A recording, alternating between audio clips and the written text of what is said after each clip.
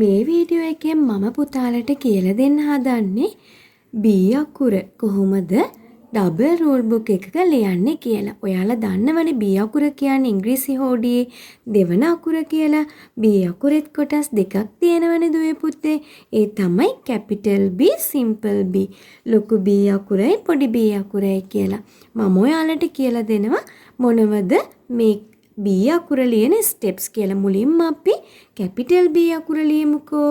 ඒ කියන්නේ ලොකු B අකුර ලියමුකෝ.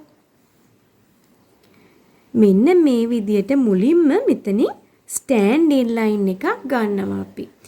ඊළඟට මේ විදියට කර්ව් එකක් ගන්නවා. ඒ වගේම මේ විදියට තවත් කර්ව් එකක් ගන්නවා. මේ තමයි පුතේ දුවේ capital B අකුරේ කියන්නේ B අකුරේ ලොකු B අකුර. හරි අපි තව B අකුරක් ලියමුකෝ.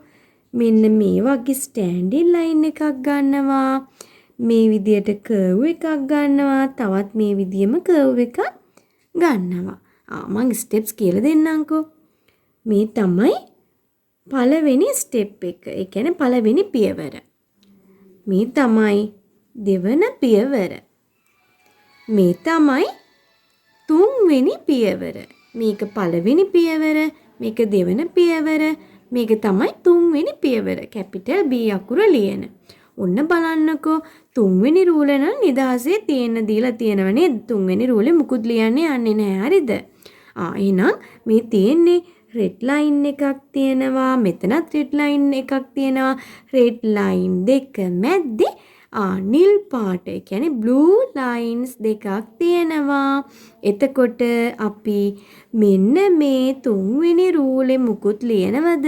නැහැ නේද? capital B අකුර ලියද්දී පළවෙනි රූලයි දෙවෙනි රූලයි තමයි භාවිතා කරලා තියෙන්නේ නේද? එහෙනම් තුන්වෙනි රූලේ අපි මුකුත් ලියලා නැහැ. දැන් මම ඔයාලට කියලා දෙන්න යනවා පොඩි B අකුරේ කියන්නේ simple B අකුර කොහොමද ලියන්නේ කියලා ඩබල් රූල් බුක් එකක. ඔන්න එහෙනම් ස්ටෑන්ඩ් ලයින් එකක් ගන්නවා. ඊළඟට මෙහෙම ආයි උඩට යනවා. ආයේ මේ විදියට මෙන්න මේ විදියට කර්ව් එකක් ගන්නවා. ඔන්න දුවේ පුතේ මේ තමයි simple B අකුර. B අකුරේ පොඩි B අකුර. මෙතනදිත් බලන්නකෝ මේ නිල් පාට lines දෙක ඇතුලේ තමයි මේ කර්ව් එක ඇඳලා තියෙන්නේ. බලන්නකෝ. එතකොට තුන්වෙනි රූල නිදහසේ simple B එකේදී තියෙන දීලා තියෙනවා. හරි. මං හිතනවා ඔයාලට තේරුණා කියලා. මං ඉතින් තව ටිකක් කියලා දෙන්නම්කෝ පියවර. මෙන්න මේ තමයි පළවෙනි පියවර. මේ විදියට ආයි උඩට යනවනේ. මේක තමයි දෙවෙනි පියවර. ආයි ඊළඟට මේ විදියට කර්ව් එකක් ගන්නවනේ. මේ තමයි තුන්වෙනි පියවර.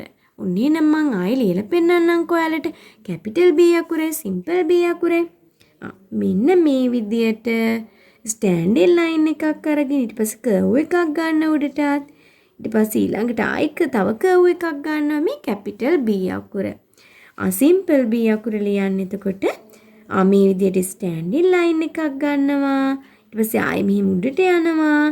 ආයි මේ විදියට මෙහෙම කර්ව් එකක් මේ විදියට මෙන්න මෙතනින් එහෙම ගන්නවා.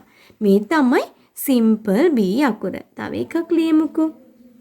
ස්ටෑන්ඩ් ලයින් එකයි කර්ව් දෙකයි ඊළඟට ස්ටෑන්ඩ් ලයින් එකයි කර්ව් එකයි capital B simple B capital B simple B තුන්වෙනි රූල ඔන්න නිදහසේ තියෙන්න දීලා තියෙනවා.